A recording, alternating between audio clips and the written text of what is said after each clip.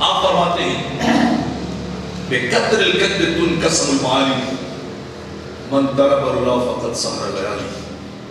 رب کائنات کا قانون ہے مالک ذوالجلال کا کہ وہ محنتوں کے حساب سے بندوں کو درجے دیتا ہے۔ وہ جتنی بھی محنت کرتا ہے رب اتنا بڑا مقام اسے دیتا ہے، اور جو تم میں سے درجوں کا طالب ہو، جو کامیابی چاہتا ہے، جو اپنے لیے بڑا مرتبہ چاہتا ہے، فقط سحر الليالي، اس شخص کو پھر راتوں کو بھی جاگنا چاہیے، اس کو راتوں کو بھی جاگ کے محنت کرنی چاہیے۔ اگر وہ محنت کرے گا تو اللہ اس کا حق نہیں رکھتا، اللہ اس کی محنت نہیں رکھتا، اللہ اسے محنت کے برابر وقت کی کنزمپشن کے حساب سے رب اسے ریوارڈ دیتا ہے۔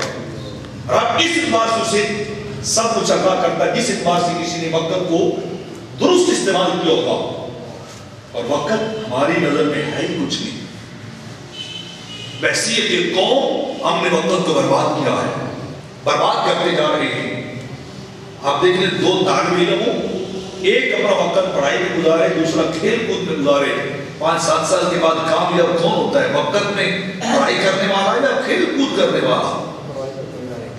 وہی کامیاب ہوتا ہے جس نے اپنے وقت کو درست استعمال کیا ہے، بندہ کامیاب ہو جاتا ہے۔ بہرحال ہمارے ہاں یہ چیز چلتی جا رہی ہے، اور فارسی کے مقولہ ہے کہ وقت از دست رفتہ و تیر از زمان گستہ باز نہ آید،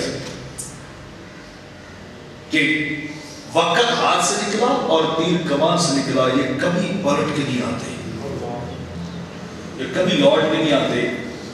اپنے وقت کی قدر کیجئے، اپنی جوانی کی قدر کیجئے، اپنے نکات کی قدر کیجئے، اور درست طریقے سے ان کا استعمال کیجئے۔ یہ نہ ہو کہ کل جا کے اللہ کی بارگاہ میں آپ کو جواب دینا پڑے، کیونکہ دو طرح کے وقت ہیں۔ اللہ کی بارگاہ میں جب بندے جائیں گے تو کچھ وقتوں کا حساب دینے جائیں گے اور کچھ وقتوں کا حساب لینے جائیں گے۔